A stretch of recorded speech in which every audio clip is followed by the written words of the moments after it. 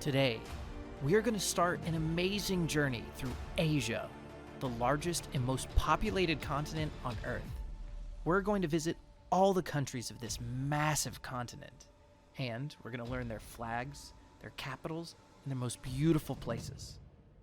Also, we're going to explore fundamental information about their histories, geographies, demographics, and economies.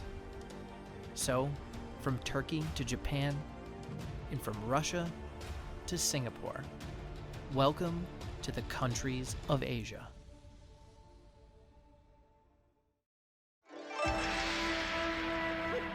Asia is so large, in fact, that it's responsible for about 30% of the entire Earth's land area and over 60% of its population. So let's go ahead and get started with Japan, whose capital is Tokyo. The official language here, of course, is Japanese. And what to say about Japan, the land of samurais, geishas, and the country that invented anime, Godzilla, or Doraemon. Japan is located on a convergent boundary between two tectonic plates. What that means is that it experiences a lot of earthquakes. As a result, the Japanese have the most advanced earthquake-resistant technology in the world.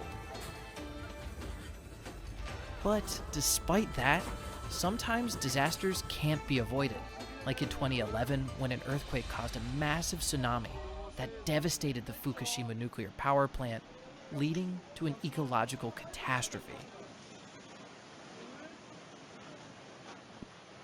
Very close by, we find North Korea, with its capital in Pyongyang, and South Korea, with its capital in Seoul.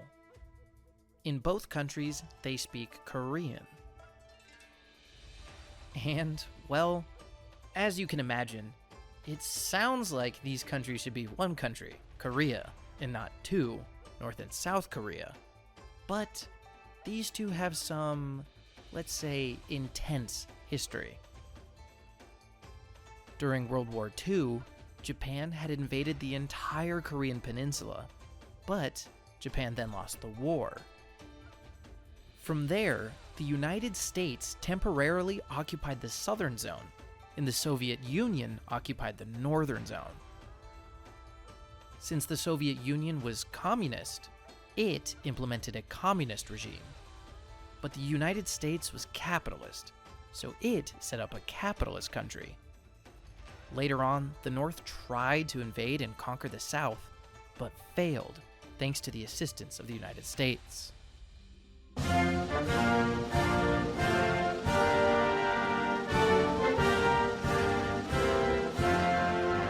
So, 70 years later, here we are. The peninsula is still divided in two. Today, South Korea is a democracy and a major industrial power, home to giant companies like Hyundai, Samsung, or Daewoo, while North Korea is a dictatorship without much freedom and is considered a quite impoverished country. From time to time, you'll hear news about North Korea's dictator, Kim Jong-un. Each story crazier than the last. Moving on, we have the People's Republic of China, with its capital in Beijing. It is the second most populated country in the world, and until early 2023, it used to be the most populated country. But just this year, it was passed by India. However, its population is not the only large thing about it. It is also the fourth largest country on Earth by area. The most spoken language is Mandarin Chinese, but there exist more than 100 regional languages. China is the birthplace of ancient Chinese civilization, one of the oldest in the world. And China is also the country where the Great Wall was built. But why did they build the Great Wall?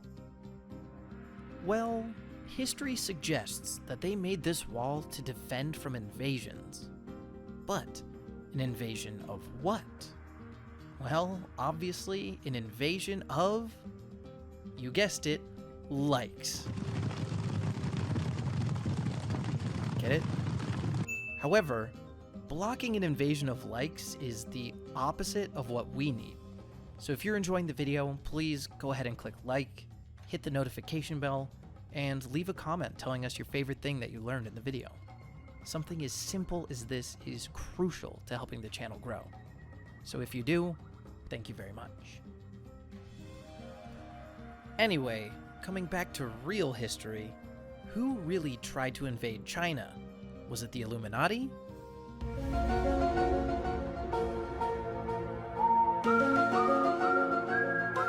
The lizard people?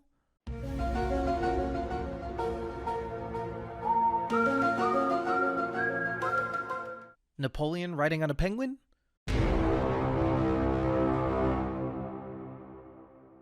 Well, you'll find out soon enough.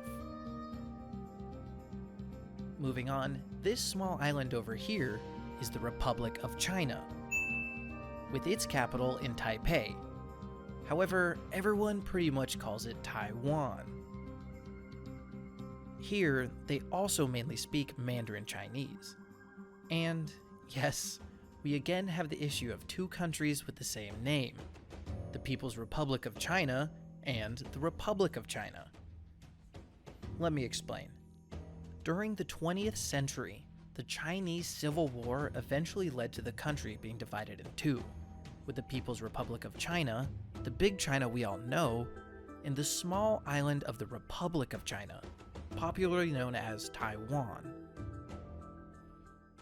The People's Republic of China claims Taiwan belongs to them and wants to reunify the entire country, but the Taiwanese are not willing to allow an invasion, and they have their own army. The main factor that makes the Taiwanese refuse a reunification is the fact that Taiwan is considered by many countries to be a democracy.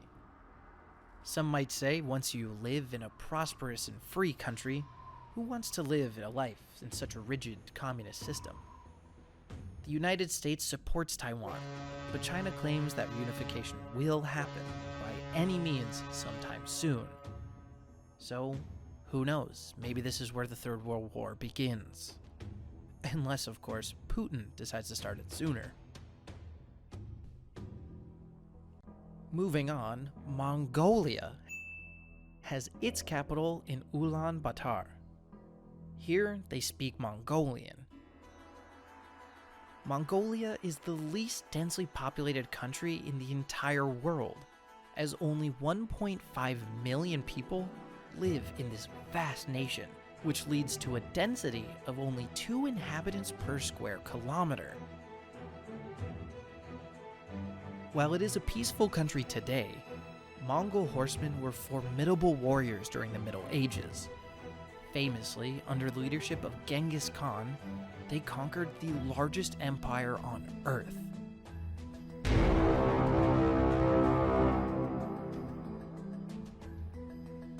Essentially, this is what the Great Wall of China was actually for. The Chinese built it to protect themselves from the inhabitants of the Mongolian steppes. But I have to tell you, the Great Wall didn't work. The Mongols eventually conquered China. Press F to pay respects to the Chinese.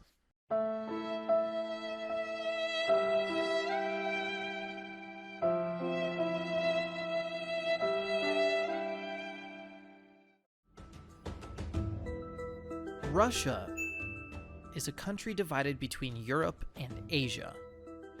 The most spoken language is Russian, but like many other countries in Asia, dozens of regional languages exist as well.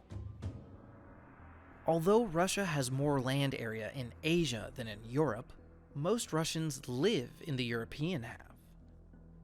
Actually, in fact, most of Asian Russia is uninhabited, as you can see on this population density map. Most people are concentrated along this line right here, and that is no coincidence. Along this line runs the Trans-Siberian Railway, the legendary train line that crosses Russia from one end to the other. from Vladivostok to Moscow. Since it's such a big country, Russia also has a big population. But despite being the biggest country on Earth, it is only the 9th most populated country.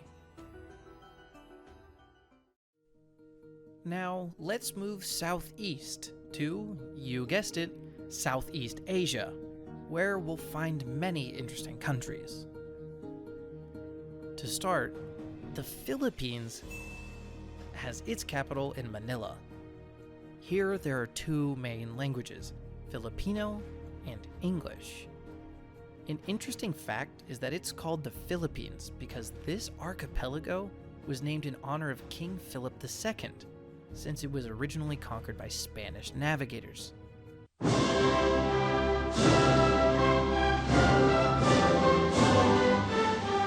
But 400 years later, the archipelago was controlled by the United States, which is a reason why English is another official language here. Next up, we have Vietnam, whose capital is in the city of Hanoi. Vietnamese is the official language here.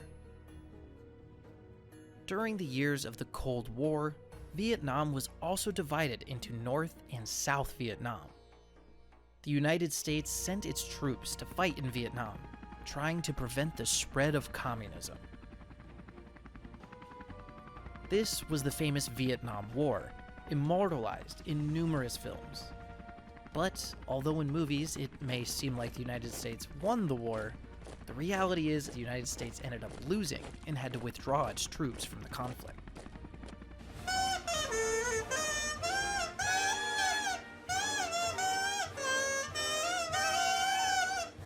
Close by is Laos, whose capital is Vientiane and whose official language is Lao.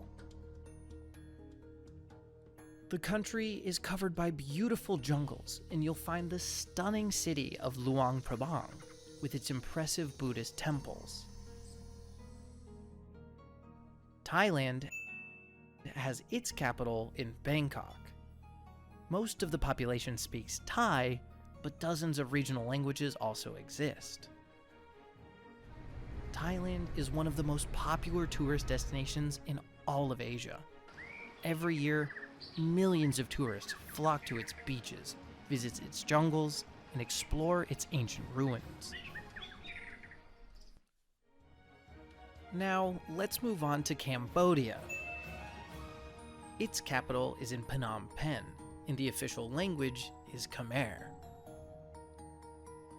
In Cambodia, you'll find the Temple of Angkor Wat, a gigantic and impressive religious complex that is a UNESCO World Heritage Site.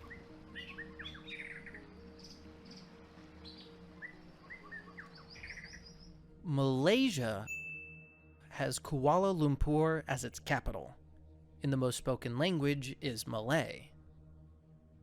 Kuala Lumpur is famously the city where the Petronas Towers are located, which are the tallest twin towers in the world.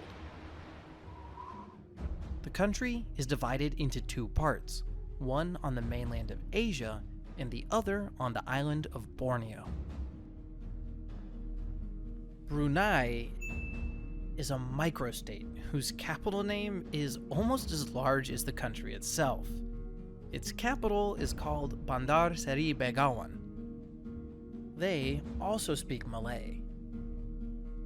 It is one of the richest countries in Asia, mainly because very few people live there, and they also have a lot of oil reserves. Next, we have Singapore, with its capital in Singapore itself. It is another microstate. In fact, it's basically a city-state. It is the most densely populated country in the entire world, with 7,500 people per square kilometer.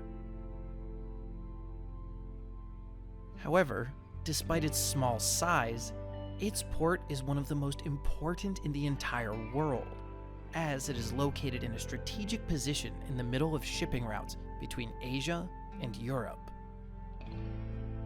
Singapore may not have oil, but it is a powerhouse in the chemical industry, technology, and trade, making it one of the wealthiest countries in Asia.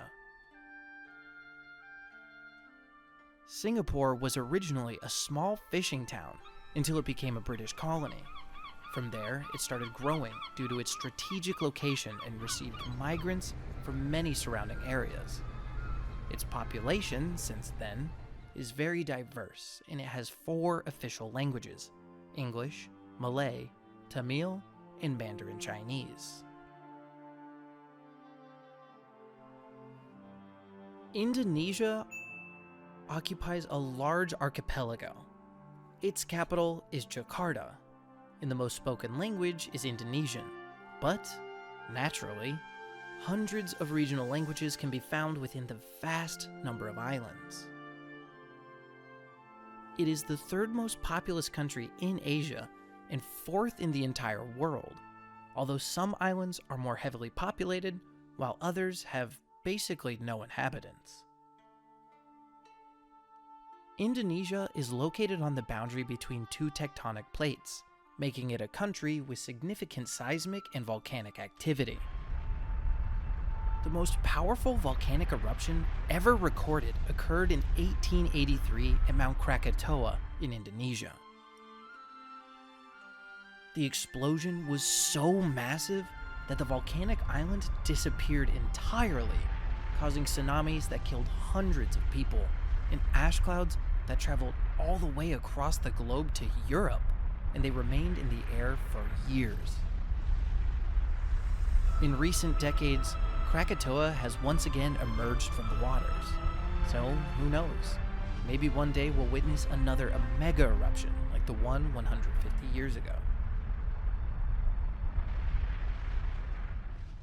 And the last country in this area is East Timor, which only occupies half of an island.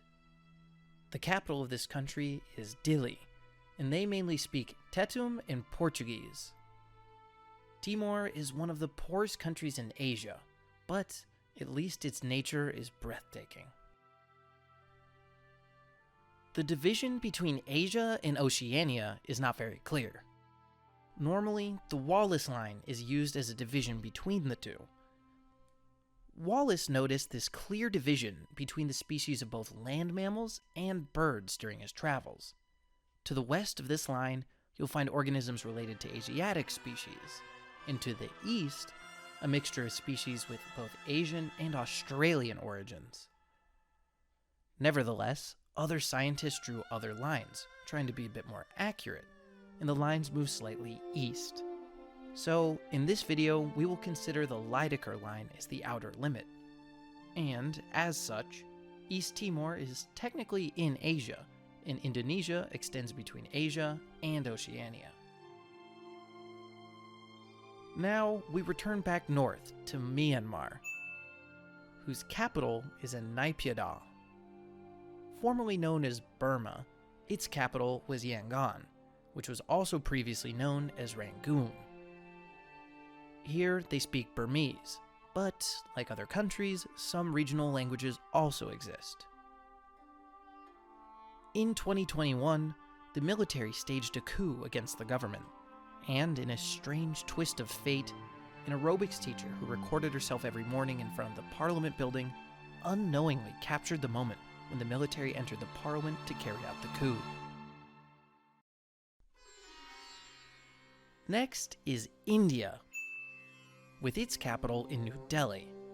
It has 2 official languages, Hindi and English, but of course it has hundreds of regional languages as well. It was the 2nd most populous country in the world, but in 2023, it became the #1 most populated country. India has impressive monuments like the Taj Mahal or the Red Fort in Agra. And if you complain about how crowded public transportation is during rush hour in your city, well, let me show you some images of trains in India.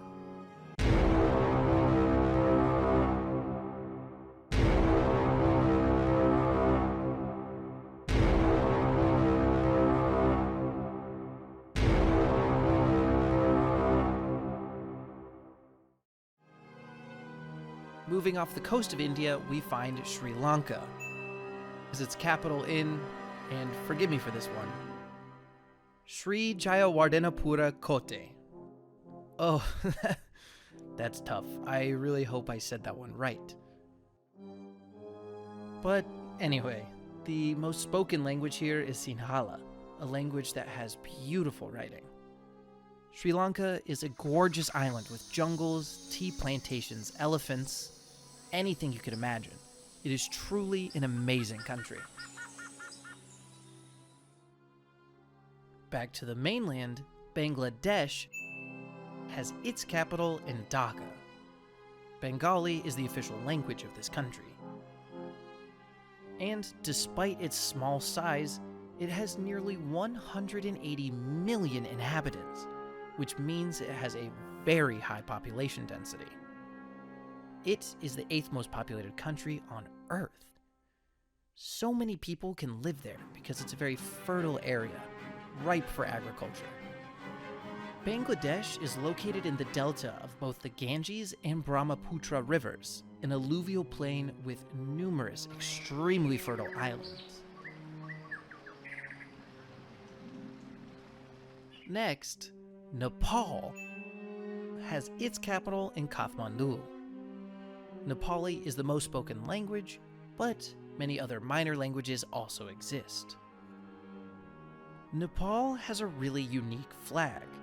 It is the only non-quadrilateral flag in the world.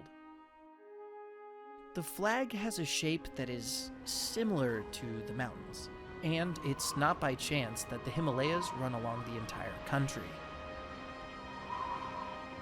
At the border between Nepal and China to the north lies Mount Everest, not only the highest mountain in Asia, but also the entire world. Very close by is Bhutan, with its capital in Thimphu. The official language here is Dzongkha. Bhutan is a small and beautiful country nestled in the valleys of the Himalayas. It is the only country in the world that measures its wealth not only through gross domestic product, but also through gross national happiness, to quantify just how happy its inhabitants are. And I'm sure that with such breathtaking views, they must be quite happy. The Maldives have a capital in Malé. Here they speak Maldivian. The Maldives is an archipelago of tiny islands, and it is the 9th smallest nation in the world by area. Some of the islands are completely uninhabited, and others are tourist resorts, and some have an extremely dense population.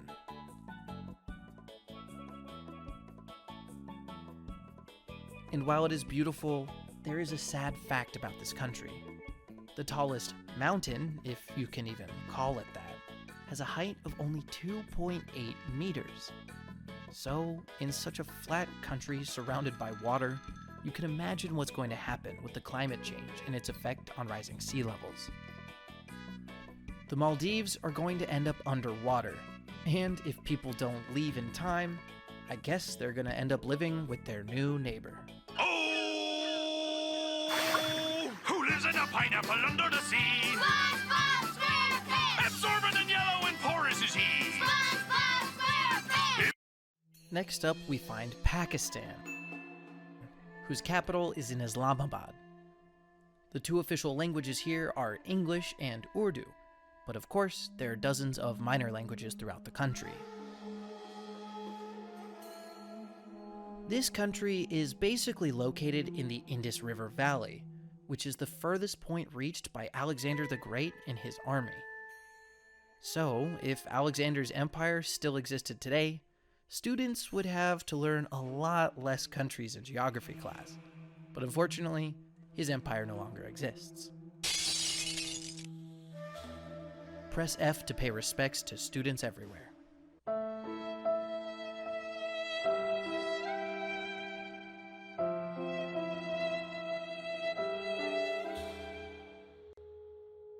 Pakistan is also the 5th most populated country in the world. International relations between Pakistan and India are quite complicated. They are two nuclear powers and have been on the brink of conflict several times. So, let's hope it doesn't come to that. To the west, we find Iran, whose capital is in the city of Tehran. The most spoken language here is Persian, but of course many other minor regional languages still exist. This country is the birthplace of ancient cultures like the Persian Empire and the Sassanid Empire. There, you can visit the ruins of the majestic palace of Persepolis, the tomb of Cyrus the Great, or the Grand Mosque of Isfahan. Since the so-called Iranian Revolution, Iran has become a theocratic state, ruled by a religious elite that have imposed a rigid lifestyle based on Shia Islam. Islam is divided into two main branches: Sunni Islam, which is the largest branch and is the predominant sect of most neighboring countries, and Shia Islam, mostly represented in Iran. This religious division makes Iran's international relations very complicated. Iraq has its capital in Baghdad, and the most spoken language here is Arabic, but Kurdish is recognized in the north. The Tigris and Euphrates rivers flow through Iraq, two of the legendary rivers that gave rise to civilization. It was one of the few places in the world where agriculture, irrigation systems, and writing were invented in the Neolithic period, which later spread to Europe. Here in Iraq, you can visit the ruins of Babylon and the remains of some Mesopotamian ziggurats. However, even if in the past it was the birthplace of civilization, since the 20th century, Iraq has found itself in the heart of many conflicts and social upheaval. Right next to Iraq is Kuwait, with its capital in Kuwait City. They also speak Arabic. This small country is also one of the richest countries in the world, thanks to its abundant oil reserves and a small population. In other words, if life was a game, they are using cheat codes. These characteristics are shared by other small countries in the Persian Gulf, such as Bahrain, with its capital in Manama, Qatar, with its capital in Doha, and the United Arab Emirates, with its capital in Abu Dhabi. All these countries are characterized by their low population and massive oil and gas reserves, allowing them to have very high standard of living. They have the tallest skyscrapers in the world, golf courses in the middle of the desert, and artificial islands shaped like palm trees or a map of the world. So what will happen when they run out of oil? Well, we'll see if they can maintain that level of wealth without using cheats. Oman has its capital in Muscat. Here they also speak Arabic. Oman is a very dry country, but its traditional wealth has long relied on its strategic location amidst sea trade routes and the many fertile valleys located in its arid mountains. Just to its side, Yemen has its capital in Sana'a. Here they also speak Arabic.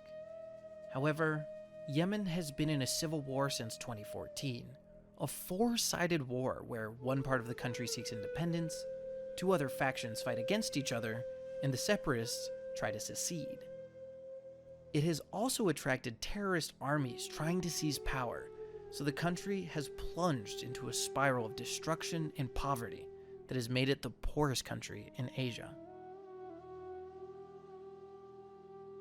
Saudi Arabia has its capital in Riyadh.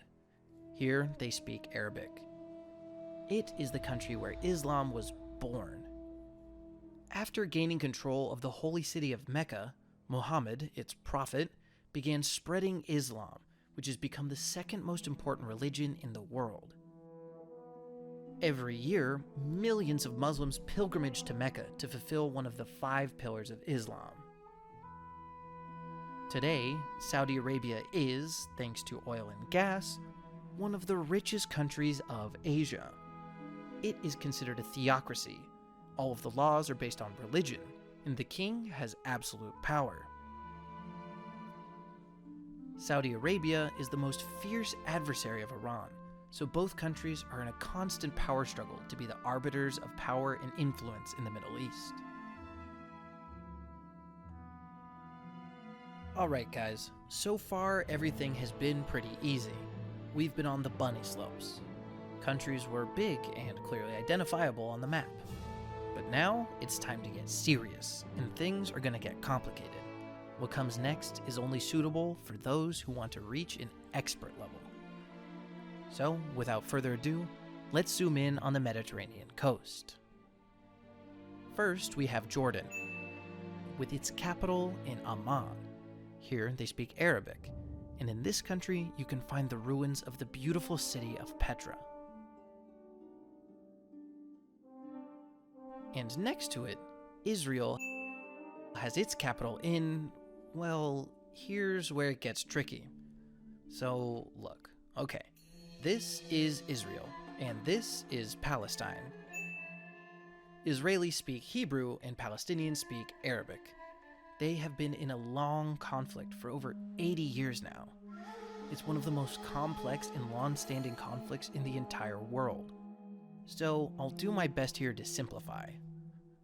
After the diaspora caused by the Romans, Jews were scattered all over the world.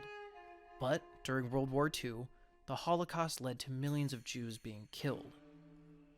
So, it was then decided that Jews should be given their own country in their ancestral lands, Israel.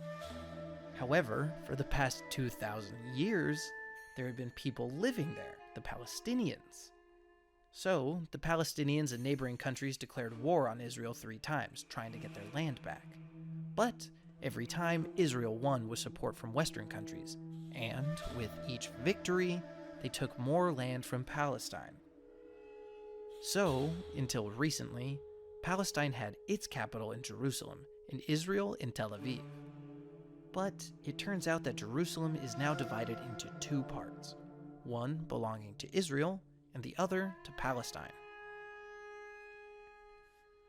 The fact that Israel has been invading more and more Palestinian territory in recent years has made Palestinians fear that they will eventually take all of their land away. This, of course, worsens relations between Palestinians and Israelis.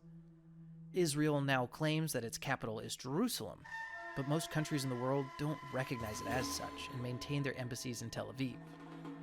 So, Israelis claim that their capital is Jerusalem, which is also the capital of Palestine, but many countries don't accept it. Quite complicated, as you can see. The north is Lebanon, with its capital in Beirut.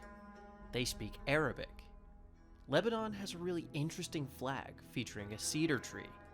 It kind of reminds me of the Canadian flag with its maple leaf. Lebanon also houses some marvels, like its mountains covered by cedar forests, its delicious food, or its ruins of ancient cities like Baalbek or Tyre.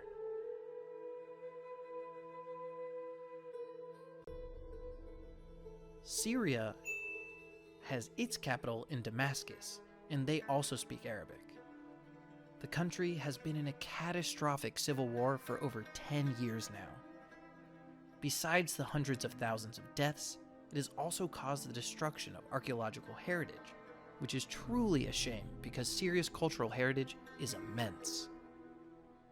It has the ruins of Roman cities like Palmyra or Apamea, medieval irrigation systems like the water wheels of Hama, and medieval castles like the citadel of Aleppo or the Croix des Chevaliers.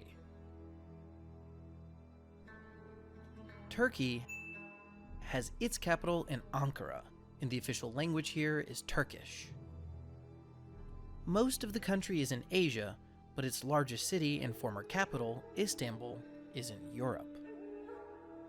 However, Turkey has some really cool places, like the ruins of the millenary Troy, or Istanbul itself, the mighty capital of the Byzantine Empire, or Cappadocia, with its magical stone pillars.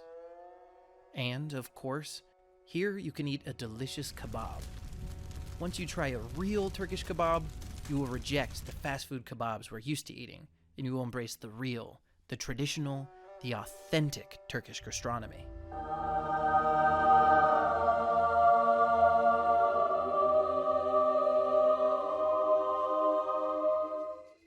Alright, if we were in expert level for those, now we're going to level up to master, because the most complicated countries to remember in all of Asia are coming up. Let's get into it. Kazakhstan has its capital in Astana. There are two official languages in Kazakhstan, Kazakh and Russian, since it was once part of the Soviet Union. In this country, you can find the Baikonur Cosmodrome, the site from which Russia launches its spacecraft into space. It is also the 9th largest country in the world and houses large gas reserves, which are fundamental to its economy. Uzbekistan has its capital in Tashkent, and its official languages are Uzbek and Russian. The cities of Bukhara and Samarkand, two key points on the legendary Silk Road, are located in this country. On the border between Kazakhstan and Uzbekistan lies the Aral Sea, which, several decades ago, was a massive inland lake, but now is almost dry, to the point of basically being a desert. I talked about this ecological disaster in the video about the 10 largest countries in the world, so I would recommend watching that, and I'll put the link at the end of the video.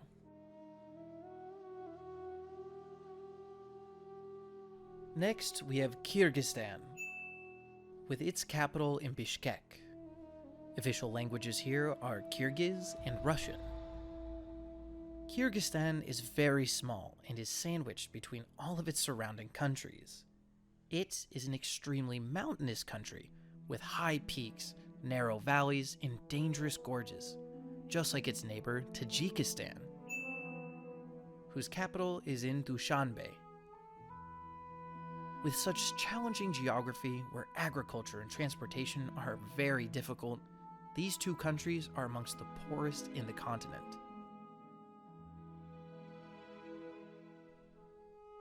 Nearby, Turkmenistan has its capital in Ashgabat. The official language here is Turkmen. All of these countries have the suffix istan, which means land of. So, Turkmenistan means land of the Turks. Seems confusing, right? So what does Turkey mean? Well, it means the same thing. During the Middle Ages, tens of thousands of Turks migrated from Central Asia to Anatolia, seizing land from the Byzantine Empire. And there, they started their own empire, the Ottoman Empire, which eventually became Turkey. So, there is a Turkic homeland in Central Asia where this ethnic group originally came from. Now we will visit the last country in Central Asia, which is also one of the poorest on the continent, Afghanistan, whose capital is in Kabul. The most spoken languages are Pashto and Dari, and for decades, the Taliban, a religious extremist group, have terrorized this country. First, they seized power and did so from the government. Then, when the country was invaded by the United States and the Talibans were ousted, they continued organizing attacks. Finally, in the summer of 2021, they regained full control of the country. It is not only the second poorest country in the continent, only surpassed by Yemen, which has been destroyed by a civil war, but is also one of the countries with the highest birth rates in the world.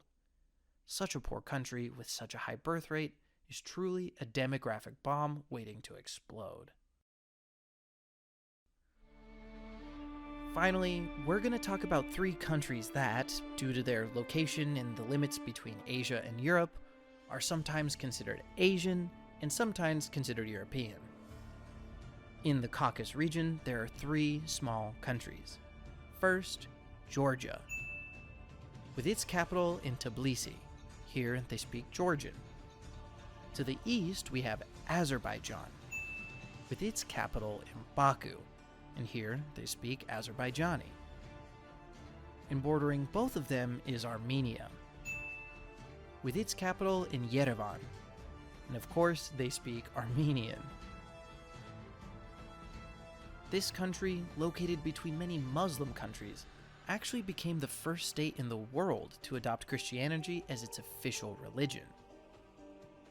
These three small countries are in a hornet's nest. Georgia has very bad relations with Russia, which invaded the country and smashed the Georgian army as recently as 2008, so Georgia wants to join NATO. On the other hand, Armenia and Azerbaijan are in the middle of a decades-long conflict for the control of a border region called Nagorno-Karabakh. Armenia is a Christian country that was the victim of a genocide by the Turkish authorities, so it also has very bad relations with Turkey, yet it's also backed by Russia. But Azerbaijan, which is a Muslim and Turkic country, is backed by Turkey, so both small countries are in the middle of a giant geopolitical chess game, one backed by Russia and the other by Turkey, for control of the Caucasus region. It's a very, very complicated place. Alright, and so there you have it. After all of this, we have finally come to the end. So, if you want to continue learning more about geography and history, I recommend giving this video a thumbs up, clicking on the notification bell, and of course, subscribing. And don't forget to leave a comment letting us know if you enjoyed the video or telling us the most interesting thing that you learned.